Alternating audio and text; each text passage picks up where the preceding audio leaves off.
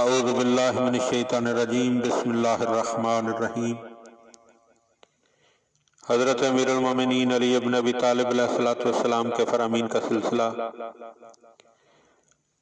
اور نہج البلاغہ کے تیسرے باب میں سے 154 نمبر فرمان۔ وقال علیہ السلام الراضی بفعل قوم قد داخل فیہ معہم، فرمایا کہ کسی قوم کے کیے پر خوش ہونے والا ایسا ہی ہے جیسے اس قوم کا شریک کار ہو۔ وَعَلَى كُلِّ دَاخِلٍ فِي بَاطِلٍ اِسْمَانِ، اور باطل میں شریک کار ہونے والے کے ذمے دو گناہ ہوتے ہیں۔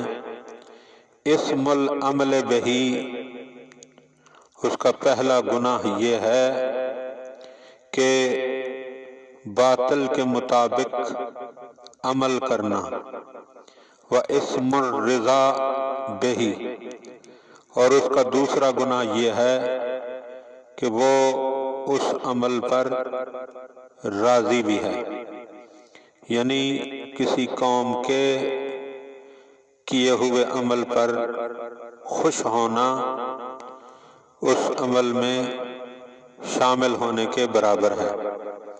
اس لیے جب ہم زیارت امام حسین علیہ السلام پڑھتے ہیں تو اس میں ایک جملہ آتا ہے کہ لعن اللہ امتن سامعت بذالک ورازعت بہی، اے مولا حسین ان لوگوں پر بھی لعنت ہو جنہوں نے آپ پر ہونے والے ظلم کو سنا اور پھر اس سے راضی ہو گئے۔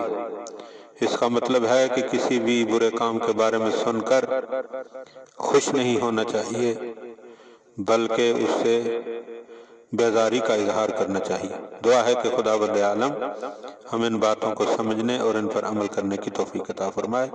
اللہم صلی علی محمد و آل محمد۔